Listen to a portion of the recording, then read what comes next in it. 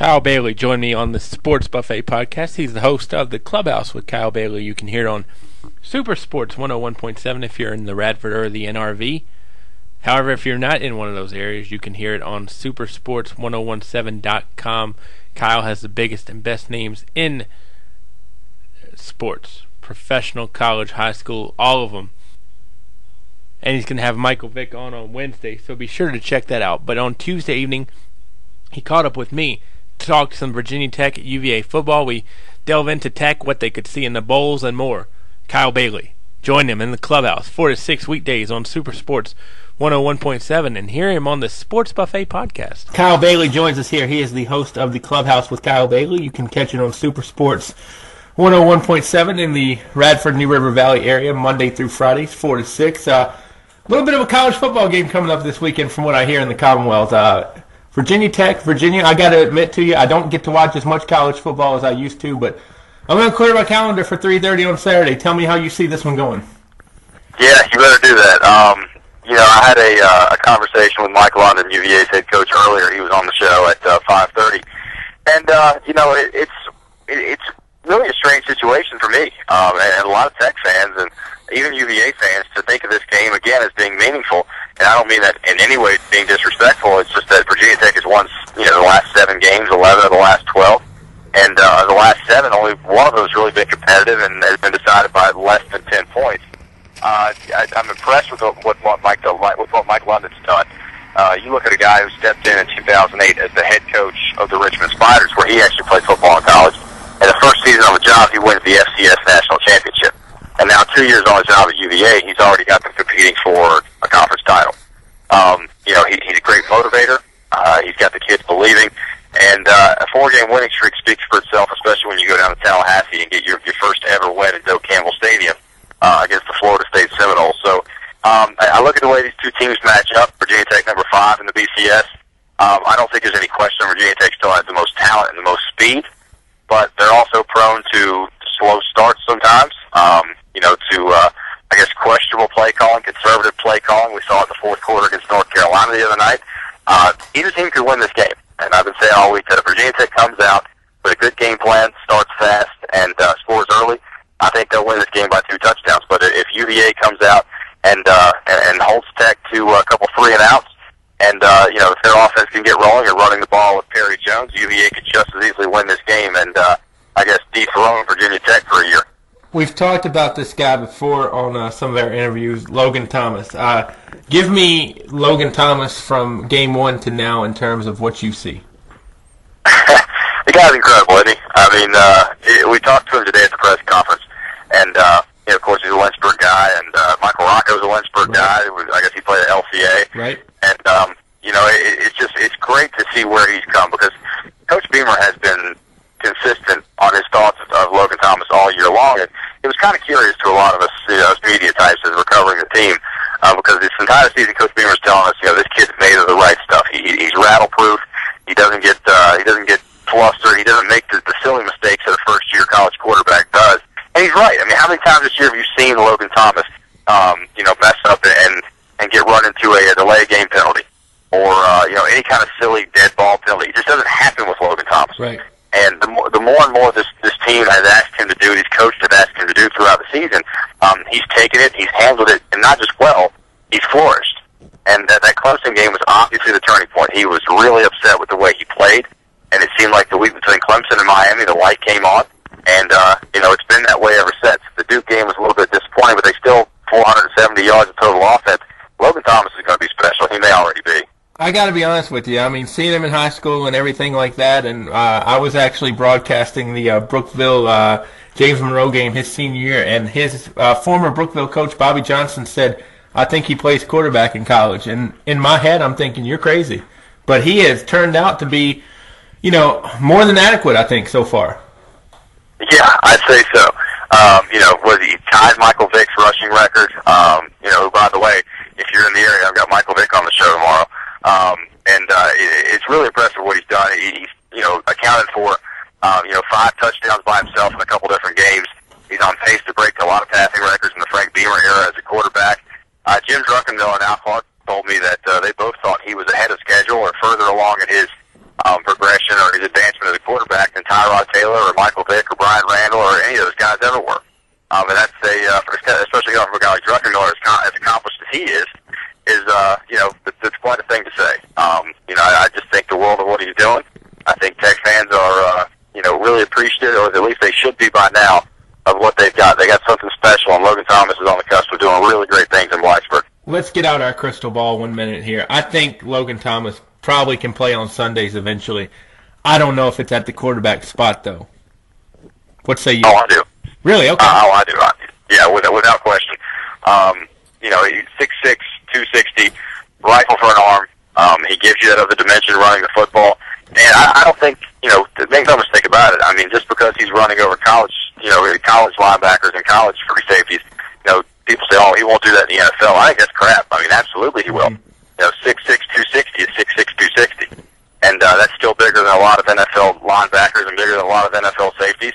And his accuracy throwing the football and his grasp of the offense has continued to improve. It's just been a gradual improvement. There hasn't been much up and down with Logan. He's just gradually gotten better week in and week out. He's compared himself to Josh Freeman, of course, from Kansas State, now with Tampa Bay. Right. Some folks have compared him to Big Ten, which, you see the similarities there.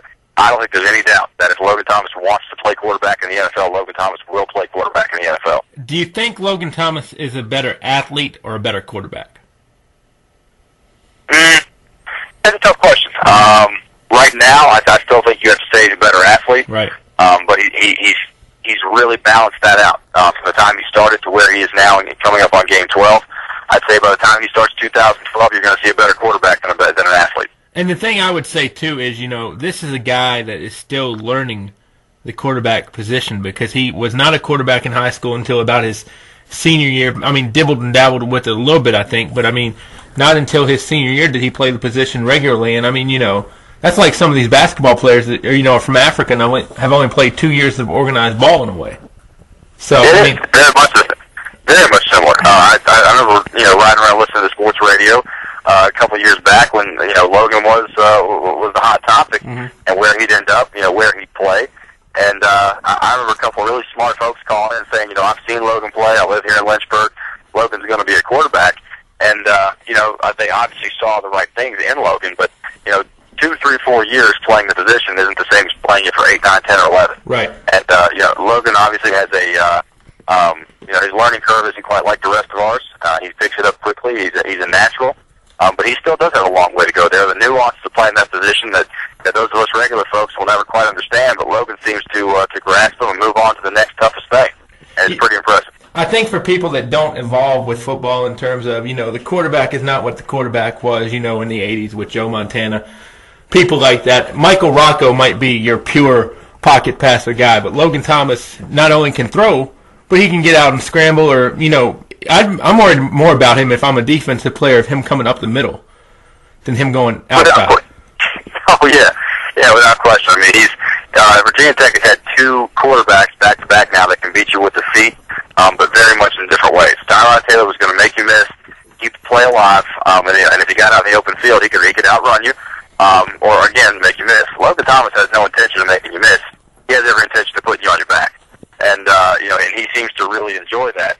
And, it's a big part of his game that Virginia Tech seems to have really gotten a grasp, and Coach O'Kane and Coach Steinspring have really just embraced in saying, okay, we're going to put him in a position where, yes, we want him to throw the ball and avoid contact, but if we need him to go get this thing, he's in a position to go do it, and we're fine with that. And that really is a special thing. When you know that it's 3rd down and 2, and you've got a short yardage back taking the snaps, that's a pretty special thing and a huge luxury if you're a head coach. Just a few more questions for you. Let's say Virginia Tech beats Virginia on Saturday. They win the ACC Coastal. They're in the ACC championship game. Win? Do they win that one? Do they win? Yeah, I think so. And that's just me seeing that Clemson has not only come down to earth. They crashed back into earth. Right. They, the loss of Sammy Watkins hurts. That guy's incredible.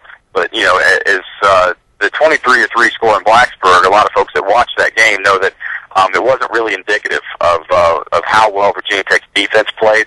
They held Clemson to 10 points at the half, and if the offense was anything above abysmal that night, the field position battle isn't quite as lopsided, and Clemson probably only scores 16 points. So you see that, and Sammy Watkins only had 42 yards of total offense against the Hokies, the lowest number he's had all year. Clemson just got whipped by NC State. They've kind of lost their way. And Virginia Tech has this knack right now of holding on to the football, putting together long drives, and keeping your offense off the field. And for a guy like Taj Boyd right now, who's having problems with decision-making, can't get into a rhythm, can't find any consistency, that's not a good thing for a guy like that. So, obviously Virginia Tech has to win Saturday before they can even think about Clemson. But if they get there, yeah, I really like the Hokies in a rematch. What do you see as some bowl scenarios? It's also up in the air right now because you got to look and see that if Clemson wins the ACC title game, does the Chick-fil-A Bowl take Virginia Tech again, or do they go for new blood with with maybe UVA? If Virginia Tech goes to the title game and loses, probably not. They probably still get back to the Chick-fil-A Bowl, but if UVA beats Virginia Tech and it's UVA Clemson in the title game and Clemson wins, then the Chick-fil-A Bowl has to choose between UVA and a Virginia Tech team with a better record. And I go back to Virginia Tech having been to Atlanta so many times. And if UVA goes in and happens to, kind of turn the world on its ear and they end up in the Orange Bowl, then who knows where everybody ends up. It really is a weird situation. Because you got these lower tier bowls, of course, the one out in Nashville, the Music City Bowl, and the Belk Bowl down in Charlotte, and the El Paso Bowl out in El Paso. So it's really a weird situation now. I guess we'll just kind of have to wait and see. What's if I put you on the spot right now and said the absolute lowest bowl Tech would get? The absolute lowest bowl. And I don't mean to insult our good friends in Charlotte or Music City. No, not at all. Not at all. I think really it depends on which bowls benefit who. Because the proximity of the schools and a school like Virginia Tech who's so accustomed to winning ACC titles and going down to Miami, will those fans, pony up some cash even for a short trip to go watch the Hokies play in the Belk Bowl in Charlotte or even out in Nashville and the Music City Bowl? Do I think Tech fans are amped to travel all the way out to Nashville? What is it, a 5-6 hour drive out west? Right. Probably not. Right. But if they've only got to drive 2 hours down to Charlotte, maybe. So I'm going to say that the absolute worst they end up in is Charlotte for the Belk Bowl or even Nashville for the Music City Bowl. But I think you'll see them end up in a bowl higher than that. We talked about it in closing. We talked about Christiansburg previous against Magna Vista, and we divulged into Tech's recruiting class. You say could be one of the best ever. Yeah, no, it actually it would. They're waiting to sign a couple guys, Corin Curvin, right? Joel. Yep, exactly. Joel Caleb. There's still a couple guys out there, Ken Ekanem, and a few others, go on the 4-star recruits.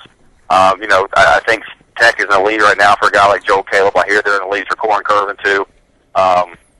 If they can lock out those two guys, 2 more 4-star recruits, it will actually go down as their best recruiting class ever. They've had some good ones. So, things looking up. And the changeover from the old recruiting staff to now having Shane Beamer and Cornell Brown, 2 much younger guys, out there on the recruiting trail has made all the difference in the world. And that's not a slight to Billy Height or Jim Cavanaugh or any of those guys on Tech staff. It's just as well as football is a young man's game. And a 16, 17-year-old kid is going to relate a lot better to a 31-year-old coach not too far removed from his playing days than he will a 65-year-old head coach strolling into his living room. And again, not a knock on those guys. Football's just a young man's game. Always has been, always will be. I hope to be an old guy one day myself, so I take no knock on the elders. Now, the guy that sticks out to me is maybe Tech's most highly regarded recruit, and I could be having a senior moment myself, so correct me if I'm wrong. Probably Kevin Jones. No, it would be Tyrod Taylor. Okay, well, Tyrod Taylor, but Kevin Jones was really somebody they got from out of state. Oh, I'm sorry. You say out of state? No, I didn't. No, it's my fault. But Kevin Jones. How much better was Tyrod Taylor coming out than Kevin Jones? Tyrod Taylor was. He was it. And you got to look at Michael Vick too. Obviously, those two guys are. I guess the penultimate recruiting scores for Virginia Tech. Always have been until something else comes along, or if Logan Thomas proves to be the best player that ever walked through the tunnel at Lane Stadium, you got to look to Michael Vick and Tyrod Taylor in that regard as the best two that ever suited up. But there have been some really, really good ones. You mentioned Kevin Jones right there, but there's a really long list of guys that are not too far behind them. Right, because it seemed like Kevin Jones was the real. Because I'll give Virginia Tech a lot of credit, and I'm neither a Tech fan nor a Tech hater, but they really do good in getting the diamonds in the rough of people who are. People are not focusing on these guys. I mean, Jake Grove was not the most highly sought-after recruit in the world, but Tech got him, made him a great player, in my opinion. Yeah. But, I mean... Yeah, guys like him, and the perfect example is Daryl Tapp. Yep. Corey Moore, if we want to go back, there's a ton. Oh, without a doubt. I mean, you got a guy like Daryl Tapp strolls in his first day in workouts, a 3-star recruit, just barely on the radar. And, I actually had him on the show a couple months back, and there's this old folklore about Daryl Tapp walking in, and nobody knows who he is, but he's in there in knee-high socks and rec specs because he doesn't have any contact lenses, and everybody's kind of snickering at him, and he lays down and bench presses 480 pounds. And everybody shut up real quick. So, it was... Go ahead. What's that? No, go ahead. I'm sorry. No, I'm just saying that was, and it's guys like Daryl Tapp who, Tech seems to find, and they still do a good job of finding. That's the thing. They want those 5-star recruits, those 4-star recruits, just like everybody else does. But programs are made off of those blue-collar guys, diamond in the rough guys that really make a program, and that's been Tech's MO. They've done a good job with that. So if Tech gets this recruiting class in and everything, who is the headliner that everybody will look at and say, maybe not, wow, I'm glad we got him, but coming out, wow, I'm glad we got him, just in terms of where he's ranked and such? There's a couple. Obviously Joel Caleb is going to be, right up there in that conversation. But a guy like Trey Edmonds, is somebody that they're really, really high on because Trey Edmonds is a phenomenal athlete, and he's been really, really good. And I know they'd love to get Corin Kerman. Line plays where it's at, man, and that's that to me. And with all the guys that I've talked to, and all the former players and current players and coaches that I interview on the show, it all comes back to when you're talking recruiting or building a program. You can find skill guys. Obviously, some are better than others, but where a good program is distinguished from a great program or a great from a good is not only offensive line talent, but depth. And, that seems to be the general consensus about Virginia Tech when I talk to players or former players, about how Tech takes that next step. They say, we're a great offensive and defensive line away from being a national championship team. And that's the focus. And we've mentioned this show that you do called The Clubhouse with Kyle Bailey. Tell me again where people can hear it, just in case they're not in Radford and New River Valley, because I want to get your ratings up in Billings, Montana. Well, I appreciate it, man. It's a Super Sports 101.7. We broadcast in Blacksburg, Radford, Christiansburg, throughout the New River Valley and Southwest Virginia. We're online, supersports1017.com. On Twitter, The Clubhouse KB. And Facebook, The Clubhouse and Kyle Bailey, all those good things. And, I try to bring guests on that people want to hear from. I understand people don't want to hear me just run my mouth for 2 hours. So, today we had Mike London from UVA, the head coach. Tomorrow we got Michael Vick. I've had Tyrod Taylor, Daryl Tapp, Jeff King, a lot of NFL guys, some Major League Baseball players, some big-time head coaches. And looking just to keep that going. I don't fancy myself the next Howard Cosell or, Colin Cowherd or any of that stuff. I just have fun talking sports, and I want to give people interesting things to hear. So that's the goal. I want to give people interesting things to hear too, Kyle, and that's why I get you on this podcast as often as I do, and we'll need to make it much more often. As always, appreciate your time, and best of luck in coverage of everything this week and weekend. All right, brother. Be good. Kyle Bailey on the Sports Buffet Podcast.